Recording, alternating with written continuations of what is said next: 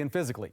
An unlikely duo is hoping to help that next generation of athlete focus on serving underprivileged young players and setting them up for success.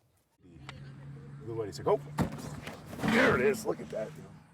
I've lived a pretty full life for being 40, and most of that can be attributed to football. The relationships it's allowed me to create, the people that I've met, the opportunities that have fell into my lap. There it is. Good. Some of the wisdom that it's given me, some of the toughness that it's given me. Blue said, "Hit." Good. Excellent. Stay.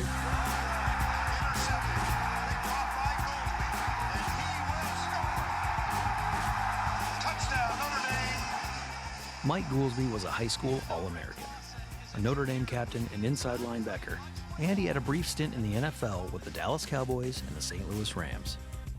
Your progression from high school to college to the NFL, and there's some wasted time there because you're trying to get caught up as far as like the football stuff, technique, keys, all those things. So I was like, man, if I could prevent a kid having to waste that time and ramp up his development, I want to do that.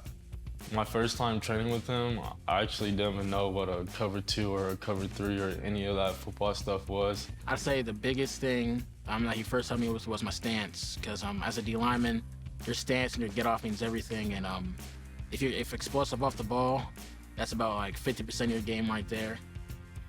It was really born out of, as I like to say, when I was done with football, or when football was done with me, it left a huge void. And frankly, I didn't know what else to do. So I just started training kids. Kind of a give back, and selfishly for me, it was really cathartic. Kind of helped me move on past football as a player. Good. Sometimes it takes more to get noticed by a college coach. So Mike works with his athletes on things like building a highlight reel, preparing for camps, and navigating the recruitment process. The training is effective, and Mike says that's because it's all one-on-one. So you can really take your time and be very particular in terms of your training. Then beyond that, you can build a closer relationship with the kid. Yeah. And that's really the fun part. Is take a kid, we don't know each other, but trust me, this is gonna be fun. And I don't think I could do that if it wasn't done on a one-on-one basis. Avante Dickerson was the first athlete Mike worked with. A sophomore at Omaha Westside, Avante already had a lot of natural ability. Top from Daly into the end zone and picked off by Dickerson. Well, it goes nervousness for probably the first couple plays, but once you get rolling, I just love the feeling. I love being out there. That's the thing. With all those fans, you could just tell being around the game, as long as like this kid's got something. Came to me as a wide receiver, switched him over to corner, and it worked out for him. I mean, he played at the next level, so whatever he says, you can just take it and just learn from him. And that's really what I did. Avante had a lot of success on the field, even when things weren't so easy at home. I grew up in North Omaha, really rough nights. Bullets have come through the house. My house been robbed plenty of times. Man, like, great kid. I see so much of myself in him when it comes to his background and his beginnings. Not having the options that a lot of other kids have the options to get. Ken Fox has volunteered with youth sports programs in North Omaha for over a decade. In 2015, he co-founded the Black Police Officers Association, a nonprofit focused on bridging the gap between the community and law enforcement. I tell people all the time, I'm a police officer. I'm here to serve and protect. But if it wasn't for sports, if I didn't play football, if I didn't go to college to play football, I probably would be robbing you because of the background and the people that raised me and the culture that was around me. Ken's organization offers free sports to Omaha youth, primarily for kids from places where violence hits hard. That's how he knows Avante, coaching him in Little League Baseball. Their relationship grew from there. My father really wasn't in my life how he's supposed to be, but Ken really stepped up and really played that role. We're pretty much family. I love him to death. That's my goal, and that's what I focus on doing for Avante, is just giving him opportunities and giving him someone to talk to and hang out with. Avante's interests evolved to football, And when Avante said he was working with a trainer, Ken was skeptical and he wanted to know more. But then he got to know Mike and his work. And after Avante got a scholarship to play football at the University of Oregon, the two began thinking about how they could help other kids. Not everybody's gonna end up being the #1 player in the state, but my mission for kids is to get their school paid for, to get college paid for at whatever level possible.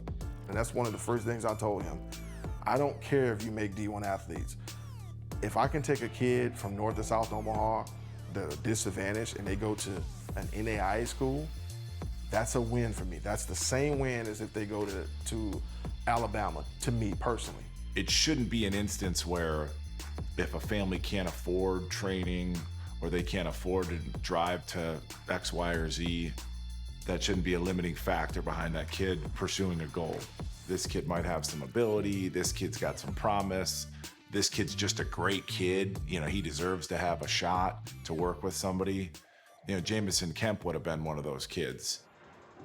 Football's kind of like a therapy for me. You can really go out on the field and just let it all out.